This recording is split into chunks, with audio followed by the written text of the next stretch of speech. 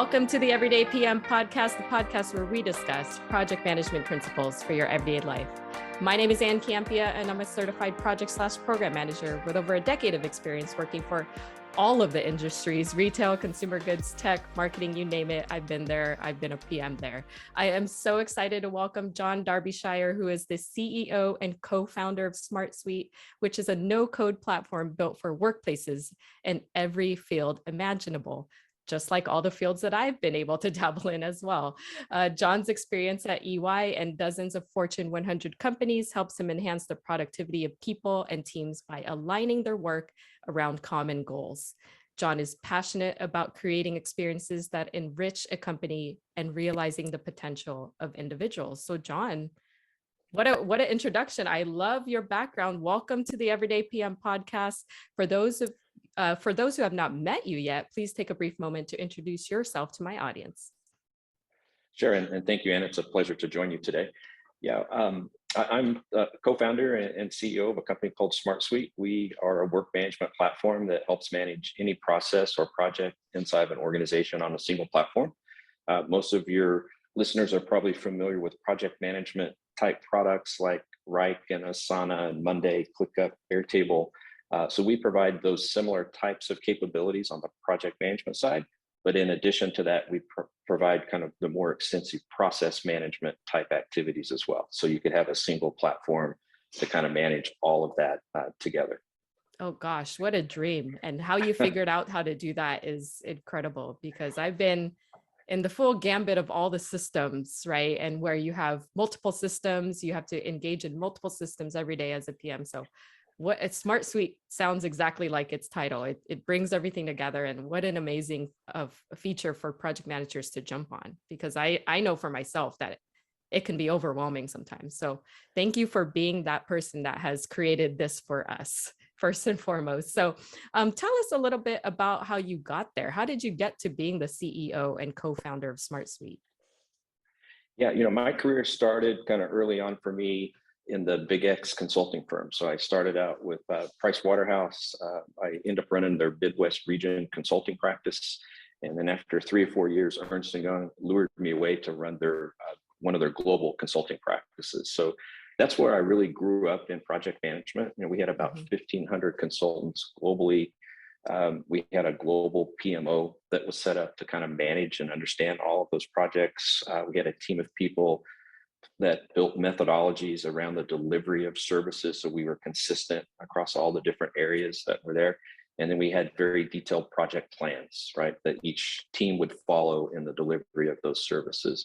So that was kind of my introduction to project management and PMOs by two of the best organizations around project management, that their entire business is around repeatable processes. And so that really stuck with me in my career. I left Ernst & Young and founded a company called Archer Technologies. We helped manage governance, risk, and compliance processes and projects inside of some of the leading organizations around the world. I think 75 of the Fortune 100 were customers, 29 of the 30 top, the biggest banks in the world were customers. So really the enterprise level that was there. We sold that company in 2010. I had the chance to, I thought I would retire for a while, and we started a family foundation and did some really fun things with youth programs, women's initiatives, and entrepreneurial programs. But to be honest, I got bored. Like, that wasn't my passion. I enjoyed it, but it wasn't my passion. My passion was really, building software that helps support processes and projects for people, and meeting people to understand, each person's a little different in how they like to manage things. And I like to take all that into consideration to build a platform that kind of solves that problem for everybody in their unique ways. What an incredible journey. And I love that your background really speaks to how SmartSuite became an idea in your head, is what I'm guessing. The idea of SmartSuite was born of your experiences in your professional journey. So was there a moment exactly where you thought, oh, I've got to create something to fill this gap that I'm seeing? Yeah, so that first one happened when I was at Ernst & Young. I had the chance to kind of just travel and to meet with so many customers. And at that time, we were delivering services, and the clients would say, in 6 months, can you come back and do that same service again? And we give them the same recommendations for what was being done, mainly around organizations trying to go online for the first time with online banking or an online presence, right? And they needed to make sure that the systems were secure and the processes were in place to keep those things secure. And the idea was to think about managing at that time cybersecurity components in the same way that you would manage any other process in a company, like accounts payable, accounts receivable, HR. So the idea at Archer was to for the first time define what those processes would be inside of governance, risk, and compliance. And we were the first company to do that. That's why that company's been so successful today. They're the leader in that space. And what we found at customers is we built a no-code platform that solved that problem, so that every customer could basically customize the processes to fit exactly how they wanted them to be, or the projects that they were managing associated with those. What we found is that a few of our largest customers were using our platform to manage all kinds of things outside of cybersecurity. So that idea kind of stayed with me to help organizations manage any process. So fast forward, 10 years after that, when I decided that I really want to kind of get back into this game and help solve that problem, but for any size company. I don't care if you're 1 or 2 users, or we have a customer that's 2,000 users. We wanted to bring those same enterprise capabilities to the masses at a level that's not been done before, and also at a price point that's not been done before. Meaning our entry level pricing starts at $10 per user per month, and you get the same features with the exception of single sign-on and some access control things as our enterprise accounts get that's there. So we felt that is what would help us be unique kind of in this new space. Yeah, I was going to ask you. You actually answered my question before I even got to it. Who is the key consumer of SmartSuite? And it sounds like you captured a wide net of people who can come in at an affordable level and really just get the full enterprise experience without feeling like even the company has to be of the size that would need enterprise type software. Does that make sense what I'm trying to say? It absolutely does. I would always be frustrated. Let me back up just a little bit, but after we sold Archer Technologies, we did our family foundation, but we also invested in young startup companies. We invested in about 400 different companies. So I had the chance to sit down with a lot of founders and new CEOs. And the same topic came up just over and over, which was they had this great idea, but how do I build the business and run the things in the business so I can work on the idea, right? So a lot of people were using spreadsheets and Google Docs. Some people were using project management tools to manage processes. Some the other way around, processes was there. Maybe they purchased Salesforce to do some of their CRM, but it didn't talk with the other things they were doing.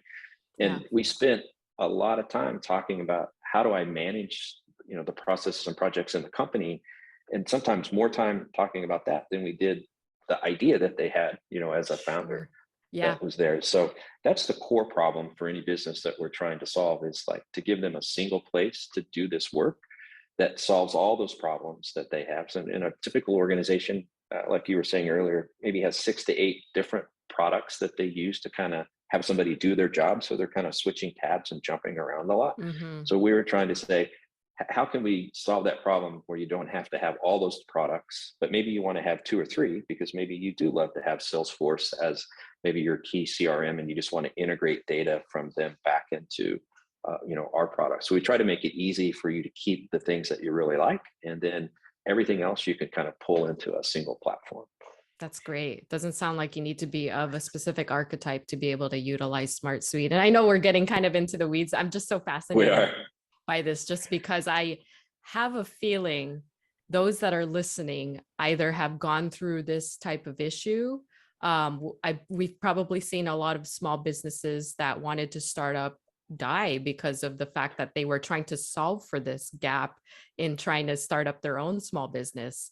How do you make things work together? How do you bring it all together? And I imagine in those conversations with those people who are kind of the top of their small businesses, trying to run them or trying to get them started, is they spent so much time over here trying to solve for this that they couldn't even get the idea off the ground. And I think you present such a great opportunity for these people to be able to do so and not really think about that whole execution operational piece of it, which is fantastic. So with that being said, your management and leadership philosophies, because as we think about, you started this as a small business, obviously grown, but for those that are looking to start up their own small businesses or startups, what are some of the leadership or management philosophies that you would impart on them? Yeah, I would say just from my experience and having the chance to work with so many young companies along the way, but then also seeing how the larger companies that are really successful, like a Goldman Sachs, how well they manage all of the people and processes inside the organization, right? It's very different from Goldman Sachs to maybe another financial services company in the way that they're managing things. And my own principles and what I found is that things start with objectives and key results, what a lot of people call OKRs, which are Mhm. before I can understand and before I start going and doing the work, let's understand like what's the objectives that we're trying to obtain, and let's break that down by month or quarter. And then all the work that we're doing in the organization should tie back to that. And if it doesn't, two things have to happen. We either don't do that work, or we need to change our objectives to kind of match the work that's actually getting done in the company. Right. That helps keep everybody aligned, right? Sure. And once you know the objectives, I'm really big on identifying measurable results. So, what am I trying to get from this outcome, from this objective that I have, in a way that I could say I either met that, didn't meet it, or I'm kind of in a range that's there. And then once that's done, then it's all about planning the work and working the plan, right? That's where the Yeah. project management comes in. Uh, there's a whole host of different tools and ways that you can manage projects of different sizes and complexities that's there. But what's important is that you pick the one that works for the way that you want to work, right? It could be as Mhm. simple as a spreadsheet, or it could be as something more complex like SmartSuite that you have in place that's there. And then just managing to that each day that you come in, on what's on the plan, what needs to get done. A lot of young entrepreneurs, startup founders, their days get really busy with Yeah. all the things that are happening, and Yeah. what gets set aside is working the plan, right? So they have to find the balance between the things that happen each day and then having the time set aside to actually get the things done that manage, that mean the most to the business. Yeah. Yeah. Absolutely. I can imagine I don't have my own business, but even doing this podcast feels like running Sure. my own mini business. And even that is sometimes a heavy task to be able to coordinate and understand when content has to go up and all those things that you have to think about as a small business or a startup.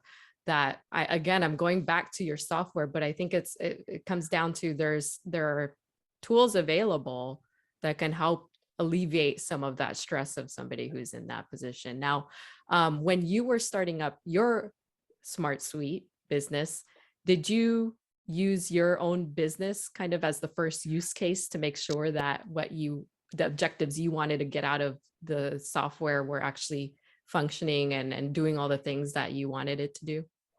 We absolutely did. That's a great question. Um, we use our product to manage every process and project in our company, hands down. Every employee in our company uses our product all day, every day to do their job, and that's a necessity for us if we expect customers, if we're pitching them to do the same as well. And we feel that there are a lot of vendors, even on the project management side, that don't manage their internal processes with their own projects, Hmm. software that they have in place, and that's a big red flag. That means it might not scale to the level that you need, or something. So we take a lot of pride in that we do that, but we also, it helps us understand where we haven't done things maybe the best way that they could be done, the most efficient way. So our team can find those problems first, or those user interface little quirks that we need to change before they go to the customers as well. Yeah. Yeah, makes sense. And then ultimately, I think every business and every PM wants to find full value in their processes and look for continuous improvement and process optimization and that sort of thing. So once you've got a business to kind of a level of now they're using the system, it's working for their business and it's giving them some sort of workflow that is making things a lot smoother. How do you then ensure that the business can fuel further optimization at that point? Like, what's the next step for them? Yeah. So one of the things that we try to do that's maybe a little unique, and I think this comes from my background at Ernst & Young, is that out of the box of our product, we have 200 best-in-class templates. And templates is a bad name to describe this, but it's a best-in-class process of how to perform something, whether sales, marketing, HR, customer success. We have 200 of those templates. So if somebody doesn't understand yet what a best practice looks like on how to solve that problem, we give them that capability to download that in 3 seconds. It has demo data, they can play with it, decide if that's the process that's best for them. And we give them a couple choices. We give you something that's more simple, and we give you something that it goes up to more complex, what the bigger guys would use. And that allows people to very quickly download those and then tailor those to fit exactly how they want to do that. So a typical customer for us comes in to manage either a couple of projects or maybe sales or HR process. But what happens over time is they start to realize that, okay, I don't have to pay any more money, and I could start using all these other process templates that are here to kind of help us, get going in our business. Yeah, yeah, absolutely. There's oftentimes what I've found in my role is that I've been at companies where we've either made something internally and that's kind of been our main system of record, or we purchase something out of the box, but don't really get the full features, go that in depth to understanding how to use the templates and reporting and that sort of thing. So I've seen it kind of across all levels, but it sounds like there's a full breadth of offering. Once the business is ready for it, they can dive a little bit deeper and get even more value out of SmartSuite as well. So and John, I by no means meant for this to be an interview about SmartSuite. I don't know how it turned into that, but I did want to make sure that we highlighted all the good things that this can do for a project manager, because I do think it in the suite of everything that we do on a day-to-day, to be able to bring things together is such a great feature of the software. But kind of going back to you and your leadership role with the company, when you talk about starting your small business or a startup, there's a lot going on. And then at the same time, you're dealing with having to get the right talent in the door, and then ultimately building a culture or a great workplace environment for the people that then work in your business. So I know that there's a lot of businesses who kind of struggle to find their identity, even long-standing businesses, bigger businesses, whatever. I've seen it across the board, right? So for you as a CEO and co-founder of your own business, how do you ensure that the workplace environment is something that people are attracted to? And how do you create that company culture? Sure, no, great question. So my background has kind of shown me that the best cultures that I've seen kind of come from collaboration that's kind of built into the way that people work each day. And regardless of, you could either do this organically just through different events and things that you do at the company, or you could do it through software, or you could do a combination of both, which I think is the best way. And that Sure. the work that the software and the environment are both trying to support the collaboration. And, what I found is that different groups of people like different levels of collaboration, right? You take baby boomers, we like to collaborate. I'm kind of in that group, but they're not quite as social as millennials, right? Millennials grew up a little different. They want to interact with their software in the way that they're doing the work that's closer to Facebook and Twitter and Instagram, the way that they've kind of grown up with things. And then you take the Gen Zers, which they absolutely grew up with a phone and an iPad and a computer, probably all three, right, that was there. And at times they like to work remotely on their phone and do the same type of work that they do on their computer or their tablet. In some cases, when I meet with them, they'll be working on their computer, but they'll also be doing something on their phone in the same software at the same time. Like Yeah. they like to do a lot at the same time. But the key thing that I've kind of taken away from that is that they like to be able to share their personal profile of who they are with the people that they work with. They like to be able to look at those profiles of the other people to get to know them, because they might not all be in the same office, or if they're in the same office, different floors or different departments. They like to be able to see work streams across departments or across people to kind of see what's getting done in the company that's there. So they feel like they're a part of something that's happening. And then they like to see what are the goals of the company and where are we at in obtaining those goals. Most companies have a sales goal, right, or a revenue goal that's in place, and people, they like to know, are we at 70% of that goal? Are we at 110%? Like, where are we at? And to me, those things that I just mentioned are what helps build that culture, right, in the company of people working together. And then if you bring that together with some outside, events that are in place, where people are, like, I'll give a good story. At Archer, we gave each employee in the company 3 days off per year to go get involved in their community. just Great. paid days off, right? Some people went to their kids' schools and did great stuff with their kids. Other people did Habitat for Humanity on a Friday or a Saturday that was there. But what happened was employees got together and did things together, right? So they Mm-hmm. started building those personal connections outside of work, but they carried over to work, and work became personal at the same time, right? It wasn't Sure. just a job. Like, they started hanging out with those people more, their families hung out more, and it was just it was a fun culture. And I learned a lot from that, and I try to carry that forward, what we're doing today in SmartSuite. And anytime that I talk with a small business about culture, I try to say, here's kind of the framework that I think you should start with. Oh yeah, of course. That sounds amazing. I love collaborative cultures. I think that it's something that is you can't force it, right? You can create the events to get the people together, but ultimately it's the human aspect of just people want to meet other people. And sometimes personalities, it's a little bit harder to be social, and that's okay. But you create the Right. environment for that. And then I think ultimately you get there anyway. And so when we try to tie that idea of how to build your culture and what you just said back to project management, the same things, the same tools, the same principles that you're basing on your company on and how you built your culture absolutely apply to somebody who is trying to build a team culture or trying Absolutely. to tap into the emotional intelligence of the people that they have to work with as cross-functional partners. And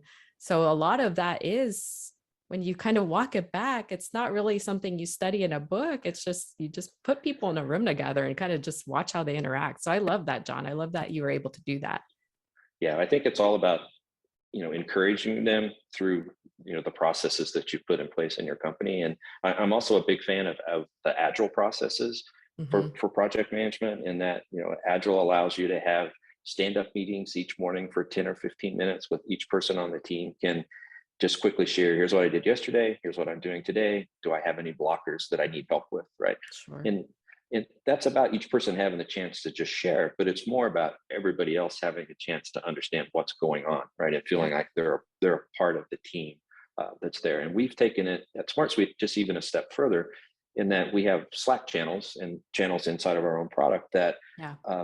and sometimes we have people also post those, right? So not everybody can, people miss stand-ups for various reasons at times, but they can go back in the channel at any time and just kind of look back through and just get a sense of, oh, these are all the things that I've accomplished, or these are the things that my team has accomplished kind of over this period of time. So just that sense of accomplishment, I think, is key for the motivation. Like, Yeah.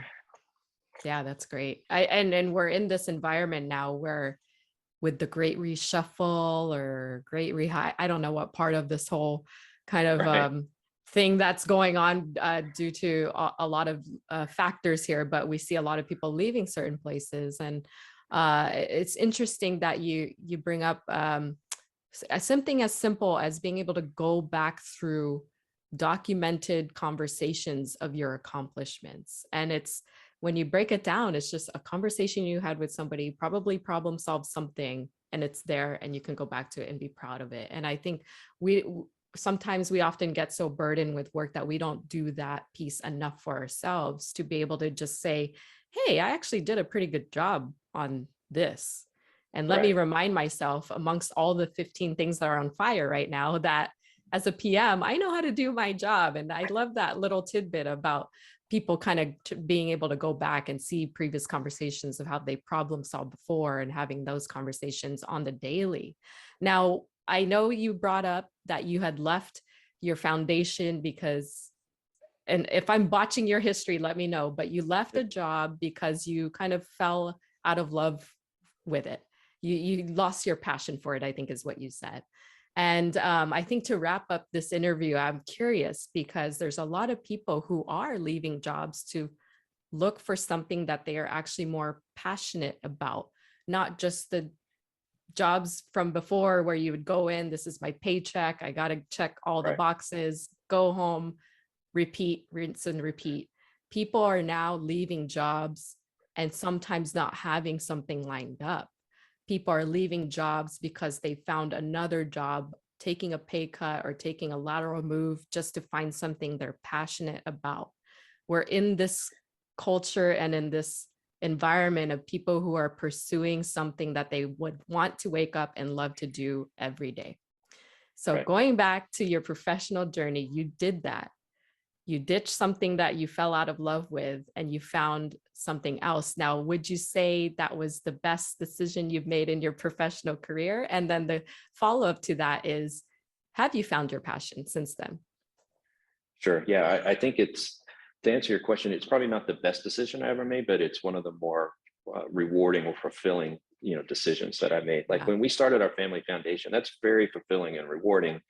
After 4 or 5 years, what I realized is that my true passion, I enjoyed helping people and all the great things that we could do within the foundation with giving and our time and attention and money.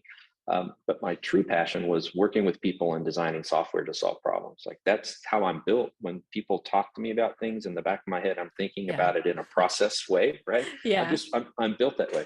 So I felt that I Great. could do a better job helping that way and being successful and giving back than working in that situation or working in that environment. I can tell you that in our own company, we have employees in 9 different countries that work with us. And over the last year and a half, we've had quite a number that have changed locations, right? And before, when we'd hired people, we'd hire people around a particular geography, maybe 30 miles around an office, right? And if somebody wanted to move, we were like, you can't work here anymore. Like you have to come in the office. So we found as part of our culture to be able to support that, it's okay that people move. And what we found, especially with the people in their mid 20s to early 30s, a lot of them are moving 2 or 3 times. Like they're moving Yeah. somewhere for 6 months and enjoying life. They work really hard all day, but at night Yeah. and on the weekends, they're in to have new experiences. And I think you're going to see more and more of that, especially with the younger generation, where that's just, they get bored easy and they need to be in environments where there's a lot happening and going on, for some period of time. Gosh, John, this has been such a great conversation. And I love that you recognized in yourself what you're truly passionate about. And I think that is a dream for some people to figure out for themselves too. So, and it's nice to find somebody who has figured it out and is now doing that in their professional career. So, any parting words for our audience, any words of wisdom that you want to leave us with before I let you go, John? Oh, I don't know if I have any words of wisdom, but I think that one thing that I often say when I get the chance to kind of give speeches is that, you need to really take ownership of your own life. And if you have people that are in your life that are holding you back for some reason, right? They're not supporting who you are now or maybe who you want to be. You need to rethink that group of people, that tribe that you have that's supporting you, because you need those people around you to support you to find your passion and to be really happy in life. And I find that a lot with friend groups at the younger generations, where 2 or 3 people will really be excelling and maybe 2 or 3 friends are holding them back, right? They have to kind of figure out that dynamic that's there, or maybe your girlfriend, boyfriend, a situation like that. But Sure. I often talk about, you have to have that. And a lot of times for you to be fulfilled and to find your passion, you need that person or group of people behind you that's helping push you, to kind of get there. Absolutely. Absolutely. Not only be your own advocate, but have that army behind you, right? This has been Exactly. wonderful. That was great. I love that. I'm taking that with me. We're recording this right before the weekend. That's going to be my positive mantra for the weekend. And thank you, John, for joining us on the Everyday PM podcast. This has been such a wonderful conversation with you. And I just want to say that for you and your company and for SmartSuite, for those that are listening to, I'm going to plug it for you because it is an amazing type of software. So if you're looking for that for your company, definitely, I'm just going to say hit John up because he's been on the podcast. So there's your direct line to him. But John, if folks want to follow you, continue the conversation about just how do I find my passion? How do I start up my business? How do I get connected with SmartSuite? Where can they find you online? Yeah, you can find me online on LinkedIn at John Darbyshire, Jon, spelled John, and I'm happy to connect with you and have the conversations there. You can also find us at smartsuite.com, and you can hit any of the pages there with the contact us, and anything there will get routed to me as well to get back to anybody. Amazing, amazing. And you guys can support this podcast by giving us a 5-star review on Apple Podcasts, Google Podcasts. We're on all of the podcasting platforms, so give this a listen. And if you want to watch the video version, it'll be there on my YouTube channel, youtube.com/AnnCampea. Leave us a great comment, click the like button, subscribe, click the bell for notifications of when new content goes up, all of those good things. So that will do it for John and I in this installment of the Everyday PM podcast. Thank you everybody for joining and listening. And until next time, take care.